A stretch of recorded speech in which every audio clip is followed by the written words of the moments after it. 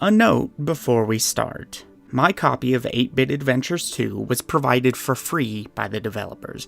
This isn't sponsored, I've received no payment of any kind, and I'm not even under any obligations to make content about it whatsoever. I am, however, acquainted with someone on the team, and as such, I'm not going to make a full critique of it as of now, to avoid concerns of bias. I'm more of a dissect the entire game kind of reviewer rather than one who tells you whether a game is worth your time and money anyway. And so embargo limitations aimed at avoiding spoilers would prevent me from making the critique I'd want to at this time anyway. So I'll let the dust settle and maybe make a full critique on the game in the future. That being said, my thoughts here are all 100% my own, and I'm making this video because I was inspired to as I played. The game is releasing on the 31st of January on Steam and GOG, and there are plans to bring it to other platforms later, so by all means, if you're intrigued by what you see here, check out the reviews from other outlets who can better inform you. With that out of the way, on with the video.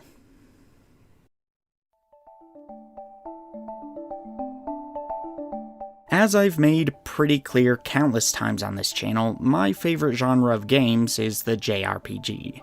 As I've hopefully made equally clear, it's the genre I'm also the hardest on for that reason.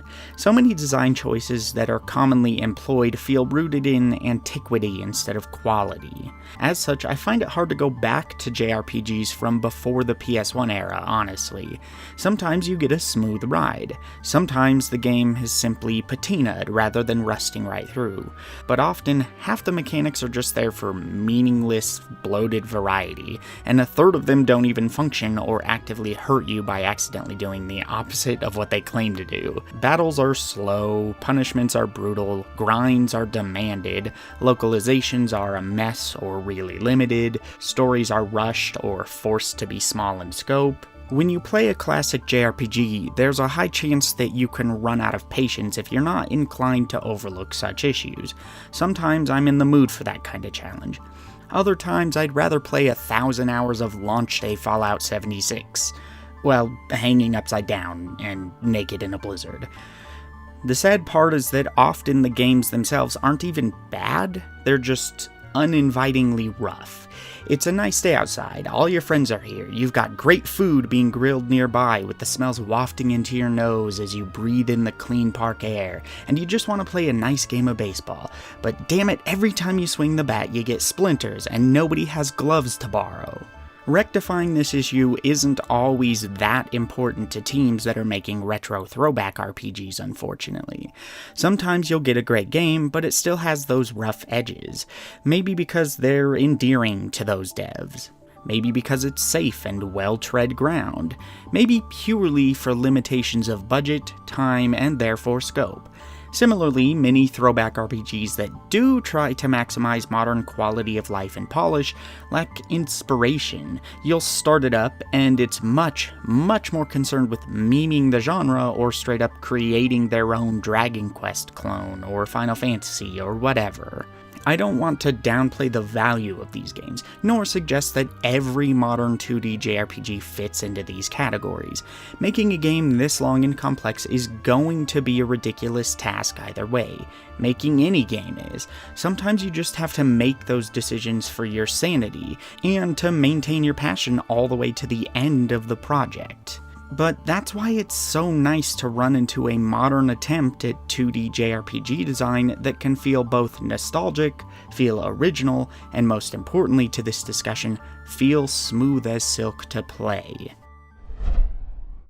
Really quickly, if you're seeing this bit of the video, that must mean you at least don't hate it, hopefully. So maybe if you end up liking it, drop a like, and maybe share it. Sharing videos from creators you enjoy is the best way to get their channels to grow, particularly if you share them on places like Reddit or other high-traffic areas. And the more you repeat it, the faster I and other creators you respect can start investing more effort and time into their work. If you're going to simplify that down to a catchphrase, I guess it would be, see it, share it, repeat it. Genuinely, thanks for your time. I never got to play the original 8-Bit Adventures. I've bumped into it in bars on late nights a few times, and we said hey in passing. I'd heard people talk about it briefly in videos or conversations, but it wasn't necessarily on my radar beyond that. And I'll be honest, it was mostly because of the name. No offense to the developers of 8-Bit Adventures or games like Breath of Death 7, which is also a game I enjoy, to be clear, but those are the types of names that bounce off of me. For me personally, they come across as pandering to tropes, and I just spent several minutes explaining why that can frustrate me. That frustration is exemplified in games like Yooka-Laylee, where the main joke the game repeatedly told as you played was, "Lol, isn't it funny that we know we're in a game? This is a game. Did you know this is a game? And look at Rextro, he's in a game, talking about other games. Gameception!" Except, with a British accent, because Rareware platformer. This parody-style writing and design isn't inherently bad. Sometimes it can be great, but it's also a really common alternative to being innovative, eventually making it feel like you're playing the same 3 games on repeat. I didn't know that the name 8-Bit Adventures was pointing to something more subtle, that's kind of difficult to explain. Game as motif is frosting for the world we're inhabiting here. It may drive what happens in some ways, but it's not a binary or used as shortcut or parody as far as I've played. It's not, we're in a game, so line up the tropes. This is a world first, a game second, and our characters very much treat everything related to that concept as if it all fits within their world. When they discuss characters like the computer, they talk about it in literal terms, as if it's a naive and obtuse godlike being. They don't seem to understand a computer as an extension of electronic technology, since they don't have access to said technology in their world. The computer is simply part of another intelligent species from where they're standing, and has its own motives and characteristics like every human would. We, the player, are the ones left to recognize why an artificial intelligence might act in the cold, calculating way the computer does. As such, this idea isn't used to minimize the world for the sake of the trope, but instead to add texture, as if the realm outside of their world is just another world all the same, as if the world of robots, factories, and computers is a world of orcs, or demons, or elves. Not artificial, just different. And that extends to the gameplay. Not once while I've been playing has the game stopped to point out how gamey it's being. It will certainly use tropes from the genre, and it will sometimes subvert those tropes, but 8-Bit Adventures 2 doesn't put giant neon signs next to it all and undermine its own good qualities. It doesn't want to live in the shadows of the classics. It wants to stand alongside them as an equal visionary that's just fashionably late to the party and a little quirky because it's not entirely a fantasy game. It wants to improve on its peers. How well it succeeds at that is going to be up to the individual. But when I play it, I'm not just playing Dragon Quest, but new or memed to hell and back, I'm someone who has always dreamed of making his own JRPG, and this sort of thing is exactly why. I want to play the role of a developer in the golden age of the genre. I want to make a game where I'm trying to innovate the genre in ways nobody has ever even thought of, while also showing respect for the design choices my peers have implemented, that I myself love when I play their games. I want to take modern design knowledge and tech and use it to push 1999 in a direction that it didn't take. Not because the PS2 era and onward are devoid of quality JRPGs, but because the PS1 era is the one that I love the most, and it could be taken further. It also deserves some spring cleaning and modernization. And that last bit is probably what fascinates me the most when I play 8-Bit Adventures 2. It feels largely like a game from the era it wants to show respect to, but with none of the rough edges. The quality of life aspects of 8-Bit Adventures 2 have clear goals in mind that are unique to the game. Unique challenges to tackle, and yet it receives the granular attention that's needed for tackling many of the more standard JRPG struggles as well. Stealing items is quick, for example. You might fail once, maybe twice, but you're not sitting there for 15 minutes hoping to roll well on a 2% steal chance. The game straight up tells you when enemies have a rare or unique item to steal as well, with a star icon next to their name, and you always seem to steal that item first. That means stealing is still invigorating, and enemies can still be dangerous enough that it's not just a free meal, but you're not wasting tons of time either. Enemies show up on screen before battle instead of being random here, and you're able to recognize what at least one of the enemies in the mob is before the battle starts, based on the sprite used. You can run from them in the field with the sprint button, if you're not interested in battle at the moment. But in dungeons, the enemies won't respawn unless you tell them to at a save point, allowing you freedom to explore for loot after you've cleared a dungeon out, while also allowing you to grind if you want or need to. Speaking of save points, while you can save at them, that's not their purpose here really, because you can save almost anywhere, and there are also autosaves. As stated a moment ago, you can respawn enemies in dungeons at save points. You can also ask them for advice for the upcoming boss, which is what they're primarily a signifier for. See a save point? Something serious is about to go down. The save point is more of a character that helps you than a point where you save. An Omochao that's less suffocatingly omnipresent.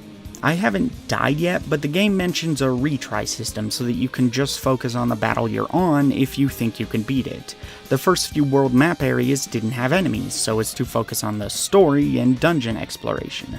But once you get to the first more open area, you're free to fight respawning enemies all you want on the overworld, while looking for neat treasures. Explanations of armor, weapons, accessories, and abilities are basically always available when you need them, and finding something in a chest will even tell you who can equip it, or what the item does if it's something more unique. The UI in battle is able to stay compact thanks to only showing current values for HP and MP/AP. However, at any time you can bring up a screen that shows more comprehensive stats, and on top of that, the color of your HP or MP on the main battle UI will tell you what percentage of maximum you're currently sitting at, so you get a rough estimate at a glance. Once the game started challenging the actual mechanics, I've indeed felt adequately challenged. Certain abilities cost points, and yet each character has a unique ability and some unique passives, with the active abilities not costing anything more than a turn. Some of them even have augmentations on base mechanics, like the character I named Libra being able to choose between normal attack, a heavier one that does more damage and has a higher crit chance but lower accuracy, or a lighter one that's the reverse. Every step of the way, I've subconsciously expected less than I've gotten, because the genre has conditioned me to foresee a rough ride in one way or another. And every step of the way, the game has far exceeded those expectations. 8-Bit Adventures 2 is a game that's a joy to play, in some ways purely just because it's not a chore to play. About the only thing I'm not a fan of in regards to playability is that you can only marginally speed up text boxes. While I appreciate the intricate work put into timing the flow of text to mimic the intended speech, I'm still someone who can get that just fine from context, and therefore prefers having the option to make text boxes instant. With that said though, I've been told that's unfortunately one of those things that can't really be changed for this game, purely because of a lot of back-end work and choices that were made really early in development.